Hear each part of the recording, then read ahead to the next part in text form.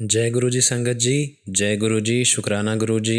अनंतम अनंतम शुक्राना गुरु जी। ओम नमः शिवाय। शिव जी सदा सहाय। ओम नमः शिवाय। गुरु जी सदा सहाय। संगत जी, आज का पहला सत्संग दीपा आंटी का है, तो चलिए संगत जी सत्संग की शुरुआत करते हैं। जय गुरु जी संगत जी। जय गुरु जी। शुक्राना गुरु जी। संगत जी, मैं गुरु जी की शरण में 2014 में आई थी। इस दौरान गुरु जी ने मुझे बहुत ब्लेस किया है संगत जी, और मेरे बेटे की भी रक्षा गुरु जी ने ही की है। संगत जी, एक पंडित जी ने हमें कहा था कुछ साल पहले कि मेरे बेटे के 11वें जन्मदिन पर उसे कोई खतरा है। यहाँ तक कि पंडित जी ने हमें आने वाली घटना की तारीख और समय भी लिख कर दे दिया था संगत जी, 20 जुलाई 2015। लेकिन मुझ पर ऐसी दिव्य कृपा हुई संगत जी कि मैं गुरु जी की शरण में आकर चिंता मुक्त हो गई। जैसे जैसे वो तारीख करीब आ रही थी मुझे डर लग रहा था, पर गुरु जी की कृपा और आशीर्वाद से मैंने गुरु जी के जन्मदिन पर अपने घर में सत्संग रखा। उस दिन मैंने बेटे के गले में गुरु जी का लॉकेट पहना दिया था संगत जी, और उस दिन मैं बहुत खुश थी कि गुरु जी उसके साथ थे। अगले दिन जब मेरा बेटा स्कूल से वापस आया तो मैंने लॉकेट पर एक बड़ा सा निशान देखा संगत जी, और मैं बहुत डर गई। मैंने उससे पूछा भी, क्या तू गिर गया था या तुझे कोई चोट लगी है? लेकिन संगत जी, उसे किसी प्रकार की कोई भी चोट नहीं लगी थी। उसे यह भी नहीं पता था कि लॉकेट पर निशान कैसे लगा था। फिर क्या था संगत जी, मैं फौरन समझ गई कि उस पर आने वाली विपत्ति गुरु जी ने अपने ऊपर ले ली थी। गुरु जी का बहुत बहुत शुक्राना। संगत जी, जैसे जैसे 20 जुलाई करीब आ रही थी मेरी चिंता बढ़ती चली जा रही थी। उस तारीख से एक दिन पहले मैंने घर में पूजा रखी थी और कड़ा प्रसाद बनाया, गुरु जी को भोग भी लगाया। और संगत जी, गुरु जी ने कड़ा प्रसाद में 2 बार ओम रूप में दर्शन देकर मुझे और मेरी फैमिली को ब्लेस किया। संगत जी, आखिर वो दिन आ गया जिसके लिए मैं बहुत डर रही थी, और शांति पूर्वक चला भी गया। संगत जी, मेरे और मेरे परिवार के साथ होने के लिए और सदैव हमारी रक्षा करने के लिए मैं गुरुजी महाराज का बहुत बहुत शुक्राना करती हूँ। संगत जी, 2013 में हमें बहुत गहरा सदमा लगा। हमने अपने पिताजी को खो दिया संगत जी, और हमारी माँ ने जीने की जैसे आशा ही खो दी थी। वो बहुत ज्यादा उदास रहने लगी थी संगत जी। यूँ तो हम 4 बहनें हैं और हमने पूरी कोशिश की कि उन्हें किसी प्रकार खुश रख सकें, लेकिन संगत जी उनकी हालत में किसी प्रकार का कोई सुधार ही नहीं हुआ। 1 साल बाद जून 2014 में मम्मी के नाक के पास और दाहिने गाल में बहुत दर्द हुआ, और ये सोचकर हमने टाल दिया कि सर्दी और नज़ले की वजह से हुआ होगा। लेकिन संगत जी, वो दर्द बढ़ता ही जा रहा था, और फिर हमने मम्मी को हमारे फैमिली डॉक्टर के पास दिखाया। संगत जी, जुकाम की दवाइयों से किसी प्रकार की कोई राहत उन्हें मिल नहीं पा रही थी। फिर उन्होंने एक्सरे करवाने के लिए कहा। संगत जी, हमें एक्सरे की रिपोर्ट न्यूरोलॉजिस्ट को दिखानी थी, और संगत जी, मेरी बड़ी सिस्टर की जो फ्रेंड है वो न्यूरोलॉजिस्ट थी, जिन्होंने वो रिपोर्ट देखी और उन्होंने हमें MRI कराने की सलाह दी, जिससे पता चला कि एक बहुत बड़ा ट्यूमर है और उनकी गाल की हड्डी पर तेजी से बढ़ता चला जा रहा है। और संगत जी, उन्होंने हमें ये सजेशन दिया कि आप इन्हें दिल्ली ले जाओ। तो संगत जी, हमने एक भी पल बर्बाद किए बगैर मम्मी को दिल्ली ले जाने की योजना बनाई, और अगले ही दिन मेरी सिस्टर मेरी मम्मी को दिल्ली ले गई। और संगत जी, दिल्ली में मेरी सिस्टर ने 3 अलग अलग डॉक्टर्स को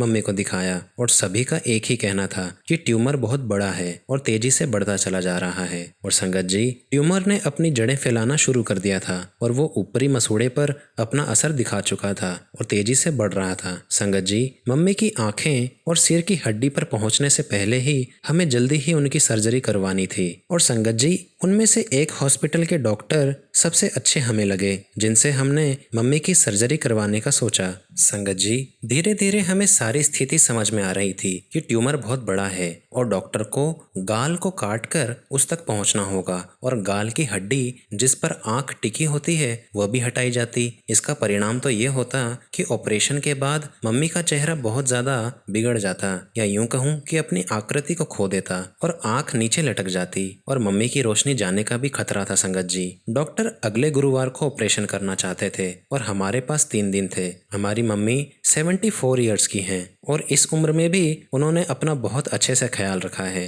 जब हम उन्हें ऑपरेशन की आवश्यकता से अवगत कराते तो वो बहुत ज्यादा दुखी हो जाती संगत जी, लेकिन फिर भी हमने उन्हें बता दिया। लेकिन संगत जी, आश्चर्यजनक रूप से वो चुप रहीं। संगत जी, उसी दोपहर को मेरी छोटी बहन जो कि नोएडा में रहती है, उसने अपनी आंटी से गुरुजी के बारे में सुना, जिन्होंने गुरुजी के द्वारा किए गए चमत्कारों के बारे में भी हमें बताया। संगत जी, हमने सोमवार को ही मम्मी को बड़े मंदिर ले जाने का निश्चय किया। मंदिर में से इतनी पॉजिटिव वाइब्रेशंस आ रही थी कि मैं बता नहीं सकती।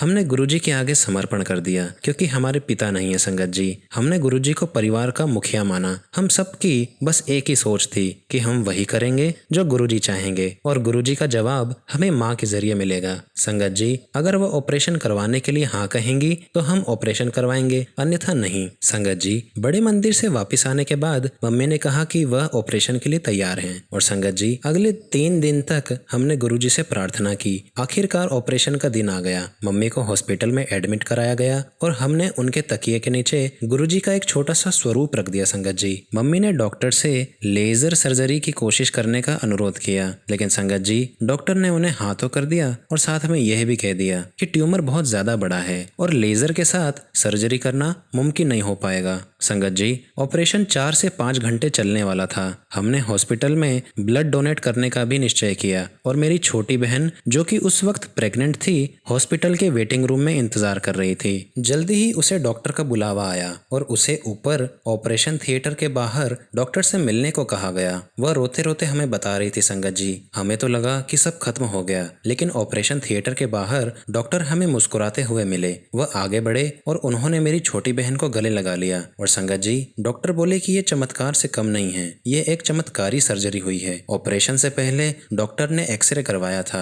जिसमें ट्यूमर बहुत बड़ा नजर आ रहा था, परंतु जब उन्होंने ट्यूमर को देखा तो वह उसके सिर्फ 1/4 नाप का था और अब लेजर का इस्तेमाल कर सकते थे। डॉक्टर को बिल्कुल पता नहीं था कि वो ट्यूमर कैसे अपने आप छोटा हो गया, लेकिन हमें पता था संगत जी कि ये गुरुजी की कृपा से ही हुआ है। और संगत जी, डॉक्टर ने ट्यूमर को निकाल दिया और मम्मी के ऊपरी जबड़े और गाल की हड्डी का आधा हिस्सा भी उन्होंने वह जगह पेंडिंग से भर दी और जब वो पेंडिंग निकाली जाती तो आंख के लटकने की संभावना थी। संगत जी, मम्मी सर्जरी के बाद ठीक थी, वो बात कर पा रही थी, उनका चेहरा बिल्कुल ठीक था। लेकिन संगत जी, जिस दिन चेहरे से वो पेंडिंग निकाली गई, एक और चमत्कार हुआ। उनकी आंख अपनी सही जगह पर थी बिना किसी सहारे के और मम्मी की आंखों की रोशनी भी बिल्कुल ठीक थी। संगत जी, डॉक्टर भी हैरान थे पर हम बहुत ज्यादा खुश थे संगत जी, और हमने एक बार फिर गुरुजी का बहुत धन्यवाद दिया। संगत जी, ये एक बहुत बड़ा चमत्कार था। सर्जरी के 10 महीने बाद तक मम्मी हमारे बीच रही। गुरुजी की कृपा से मम्मी का चेहरा और आंखों की रोशनी बिल्कुल ठीक थी।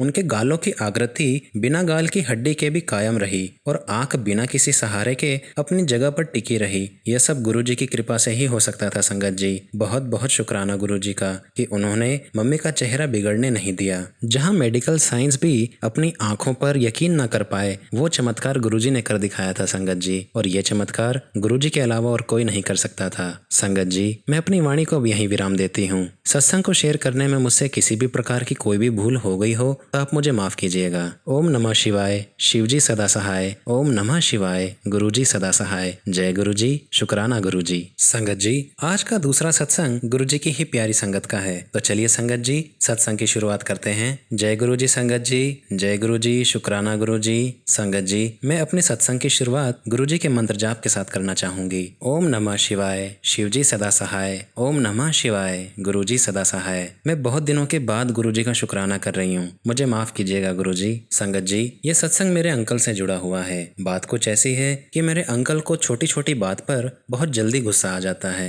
और वो बहुत ज्यादा गुस्सा करने लगते हैं। संगत जी, एक दिन वो अचानक कहने लगे कि आज मैं अपनी शुगर चेक करवाता हूँ, और संगत जी, वो डॉक्टर के पास जैसे ही गए तो वास्तव में उन्हें शुगर थी और डॉक्टर ने उन्हें दवाई लेने के लिए कहा कि अब आपको दवाई लेना पड़ेगी। तो संगत जी, मेरे अंकल ने कहा कि मैं दवाई तो नहीं खाऊंगा, आप जो भी परहेज मुझे बताएंगे वो मैं कर लूंगा। संगत जी, डॉक्टर ने उन्हें चावल, चीनी और आलू न खाने की सलाह दी और साथ में करेले का जूस पीने के लिए बोला। संगत जी, गुरुजी की कृपा से अब वो बिल्कुल ठीक हैं। बहुत बहुत शुक्राना गुरुजी महाराज का, अनंतम अनंतम शुक्राना। संगत जी, वैसे तो मेरे अंकल कहते हैं कि मैं गुस्सा नहीं करना चाहता, लेकिन पता नहीं क्यों मुझे बहुत ज्यादा गुस्सा आ जाता है। लेकिन संगत जी, गुरुजी की मेहर से वो बिल्कुल ठीक हैं और उनके गुस्से में भी अब बहुत कमी आती जा रही है। बहुत बहुत शुक्राना गुरुजी, अनंतम अनंतम शुक्राना। संगत जी, अब मैं जल प्रसाद के बारे में बताती हूँ। एक बार की बात है, मुझे जल प्रसाद 1 बोतल ज्यादा मिला था और वो मुझे अब समझ आ रहा है कि वो मुझे 1 बोतल ज्यादा क्यों मिला था। संगत जी, अब मैं रोज जब से मेरे अंकल को शुगर हुई है, मैं उन्हें सुबह शाम गुरुजी का जल प्रसाद देती हूँ और अपनी बेटी को भी देती हूँ। और संगत जी, मैं भी जल प्रसाद रोज ग्रहण करती हूँ और जब जब उसमें कमी आती है मैं थोड़ा सा जल और डाल देती हूँ। और संगत जी, वो अभी अभी तक चल रहा है। बहुत बहुत शुक्राना गुरुजी, अनंतम अनंतम शुक्राना। संगत जी, इसी बीच मेरे अंकल को कमर में बहुत तेज दर्द होने लगा था और वो इतना दर्द था कि ना तो वो बैठ पा रहे थे ना सो पा रहे थे और चलने फिरने में भी बहुत दिक्कत हो रही थी। संगत जी, बहुत दवाइयाँ खाई लेकिन किसी भी दवाई का कोई असर उन पर नहीं हो रहा था और इस दर्द को लगभग 15 दिन से ऊपर हो गए थे। कोई दवाई असर ही नहीं कर रही थी। फिर मुझे ख्याल आया संगत जी कि जहाँ दवाई काम नहीं आती है वहाँ जल प्रसाद और चंदन टीका काम आता है। संगत जी, फिर मैं सुबह शाम गुरुजी का चंदन टीका इनकी कमर पर लगाने लगी। संगत जी, आप विश्वास नहीं करेंगे, कुछ ही दिनों में वो कमर का दर्द धीरे धीरे ठीक हो गया और अब वो बिल्कुल ठीक है। संगत जी, वो बैठ भी रहे हैं और सीढ़ियों पर आना जाना भी कर लेते हैं।